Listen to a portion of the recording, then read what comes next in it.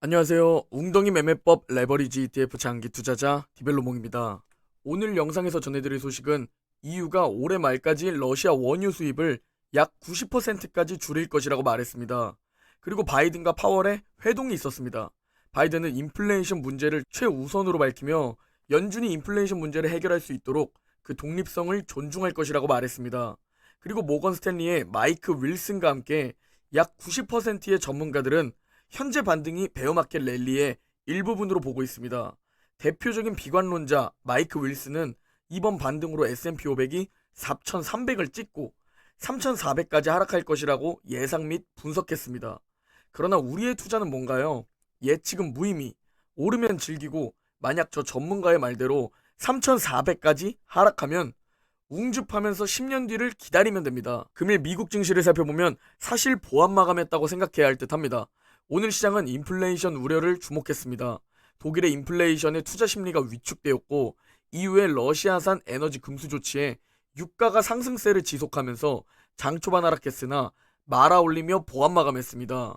금일 맵을 좀 살펴보면 혼조세임을 알 수 있습니다. 아마존과 구글의 상승이 눈에 띄는데 먼저 아마존은 제프리스가 매수 의견을 유지했다는 이유와 6월 3일까지 아마존을 보유하고 있으면 6월 6일부터 20대 1 주식 분할 거래가 시작됩니다. 개인적으로는 구글도 함께 상승한 것을 봤을 때 제프리스의 투자 의견보다는 아마존 주식 분할이 상승 이유라고 보이고 구글은 7월 1일에 보유하고 있으면 7월 15일에 주식 분할 거래가 시작됩니다. 미국 10년물 국채금리는 2.873으로 급등했는데 유로존 인플레이션 우려로 독일물 수익률이 오르자 함께 올랐고 추가로 며칠 전 윌러 연준 이사가 계속 50bp를 지지할 것이라는 발언 이후 상승하고 있습니다. 금일 공포지수는 22입니다. 지난주 반등을 보였는데도 여전히 극심한 공포 구간에 위치해 있는 상황입니다. 오늘 먼저 전해드릴 소식은 EU가 올해 말까지 러시아산 원유 수입을 약 90% 정도 줄일 것이라고 밝혔습니다.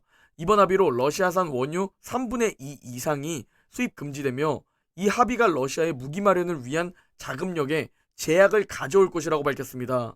이는 러시아의 전쟁을 끝내라는 최대의 압박을 가하는 것이라고 밝혔습니다.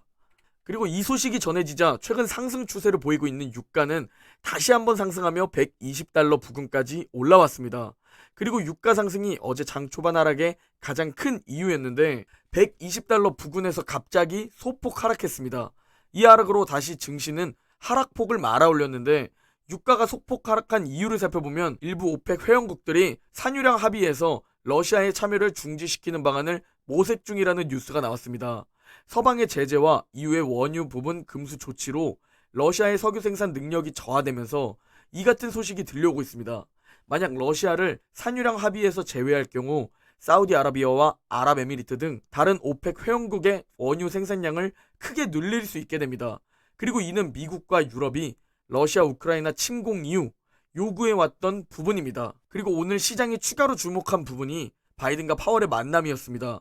시장이 우려하던 부분은 바이든의 강한 압박으로 연준의 자이언트 스텝 가능성이었습니다. 그러나 다행히 그 부분은 넘어간 듯 보이고 바이든은 인플레이션을 최우선 문제로 지적하면서도 그 인플레이션 문제를 위한 내 계획은 연준의 독립성을 존중하는 것에서 출발한다고 말했습니다. 지금 연준의 압박 없이 믿고 맡기겠다는 겁니다. 이미 연준 의장과 연준 위원들은 인플레이션 해소에 매우 집중하고 있으며 물가 상승을 해결하기 위해 적절한 통화 정책 등을 사용할 것이라고 말했습니다. 그리고 말 그대로 이번 6월부터 드디어 양적 긴축이 시작됩니다.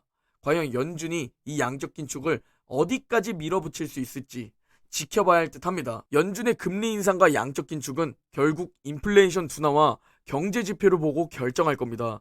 우리에게 가장 좋은 건 인플레이션이 둔화되는 추세가 보이는 겁니다. 그리고 지금 이 인플레이션 둔화를 위해서 가장 중요한 퍼즐 하나가 바로 유가입니다. 화면의 오른쪽 차트를 보시면 유가는 지속 상승 추세를 보이고 있습니다. 그리고 이 유가의 지속 상승 추세는 인플레이션 완화의 최대 걸림돌인 상황입니다.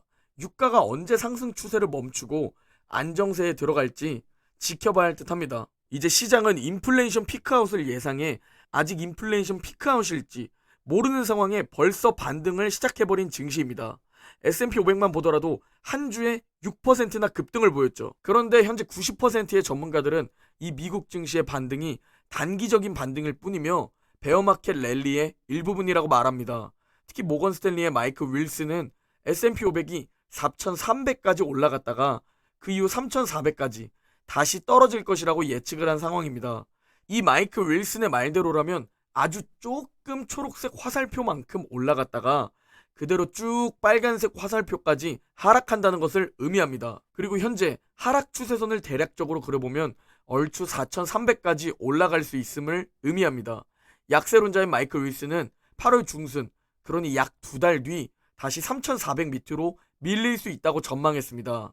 그리고 그 이후로는 기업 성장이 느려지고 실적 추정치도 더 위축될 것이라고 밝혔습니다. 현재 인플레이션이 너무 높기 때문에 연준의 완화적인 태도 전환은 기대하기 어렵다는 겁니다.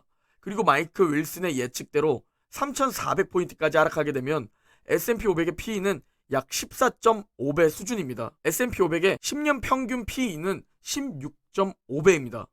여러분들도 마이크 윌슨의 말이 맞다고 생각되시면 4,300에 터치되었을 때 그때 일부 현금화하거나 전액 현금화하시면 됩니다.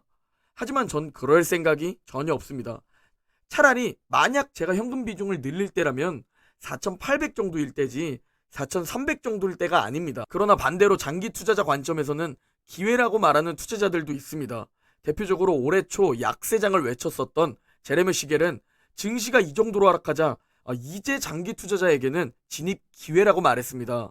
즉 현재 시장을 트레이더 관점에서 단기적으로 바라보면 약세론을 펼치면서 매도를 보는 게 당연한 거고, 현재 시장을 10년 뒤를 바라보는 장기 투자 관점에서 바라보면 당연히 지금은 누가 봐도 기회라고 생각하면서 매수를 생각하는 상황입니다. 그리고 저와 우리 웅주분들은 지금 이 구간이 웅덩이이던 싱크홀이던 10년 뒤를 바라봤을 때 줍줍 기회로 보고 있습니다. 약세장은 대략적으로 길어야 2년 정도라 판단되고 그 이후 전고점 회복까지는 더 걸릴 수 있겠지만 2년 이후부터는 슬슬 상승을 보여줍니다. 그리고 항상 약세장은 찾아왔지만 강세장이 그 이상의 상승을 보여줬기에 미국 증시는 우상향을 보여주었던 겁니다. 약세장이 강하고 강세장이 약하면 당연히 우하향을 보일 겁니다. 그러나 약세장은 언제든 오지만 그 이후 강세장이 더 큰 상승을 가져오기 때문에 결국 나스닥 신고가, S&P 500 신고가 라는 뉴스가 들려오는 겁니다. 그리고 우리는 여기에 투자해 내 자산을 불리려면 항상 약세장을 만나서 버텨야 한다는 겁니다. 그 고통을 감내하고 인내하며 시간을 사용해 투자하면 결국 미국 증시는 다시 신고가를 갱신할 겁니다. 전 MK82님의 댓글 함께합니다. 데드캣 바운스여도 괜찮아. 어차피 살 거니까. 끝. 정말 머리 한 대 맞은 댓글입니다.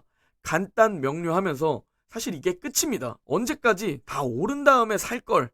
그러다가 또 지켜보는데 더 오르면 그때라도 살걸. 올해 초 하락을 시작했을 때 팔걸. 그리고 3월 더 하락했을 때 그때 그 생각했을 때 팔걸. 그리고 지난달 5월이 되어서 3월에라도 팔걸.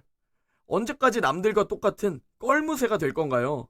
애초에 이 껄무새가 왜 많은 투자자들의 공감을 얻었을까요? 예측이 불가능해서 다 지난 뒤에야 그때 그렇게 할걸. 그렇게 하기 때문입니다. 심지어 작년 종가를 맞춘 투자기관은 없습니다.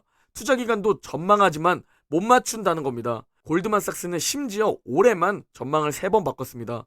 전쟁이 터지고 이 전쟁이 길어지고 중국의 봉쇄가 시작되고 그로 인해 인플레이션이 생각보다 안 잡히고, 그러니 연준은 빅스텝을 할 수밖에 없고, 이걸 대체 어떻게 작년 말 올해 초에 예상합니까? 그것도 개인 투자자가 어떻게 예상할까요?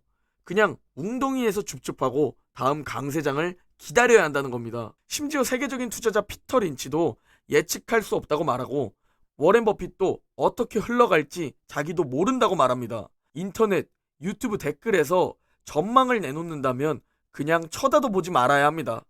화폐 가치는 앞으로 더 하락할 겁니다. 지금보다도 더 하락할 겁니다.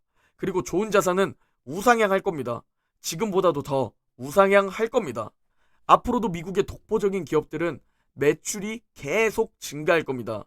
2007년 애플의 매출을 보시기 바랍니다. 현재 애플의 매출은 약 10배 수준까지 상승했습니다. 매출이 오르고 순이익이 오르면 당연히 미국 주식은 오르는 겁니다. 그래서 길게 보자고 말씀드리는 겁니다. 단기적으로 보면 지금 중국 봉쇄, 인플레이션 때문에 뭔가 실적이 안 좋게 나올 것 같고 어닝 미스를 기록하면서 주가가 폭락할 것 같지만 이 또한 지나갑니다. 결국 좋은 기업은 매출과 순이익이 계속 상승합니다.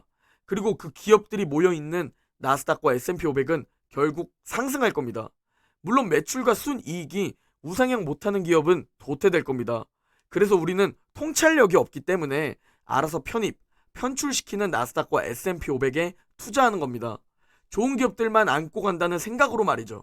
그럼에도 멘탈과 심리가 무너지면 결국 내 돈을 잃게 되기 때문에 우리는 멘탈과 심리를 지키기 위해 이 웅덩이에서 분할 매수하고 있으며 오히려 투자 초기에 이 약세장을 만난 건 오히려 다행이라는 생각을 가지고 있습니다. 투자금이 1억일 때 약세장을 미리 겪어서 평단가를 낮추고 이 경험을 통해 다음번 약세장을 버틸 수 있는데, 투자금이 10억이 되었을 때 약세장이 처음 왔다면 내 투자 그릇이 못 버틸 가능성이 큽니다. 모두 오준웅죽 잘하고 계시나요? 5년 뒤 꼭 버티고 성공해 만나는 날을 기원합니다. 오늘 영상은 여기까지입니다. 모두 행복한 하루 보내시고 내일 영상에서 뵙겠습니다.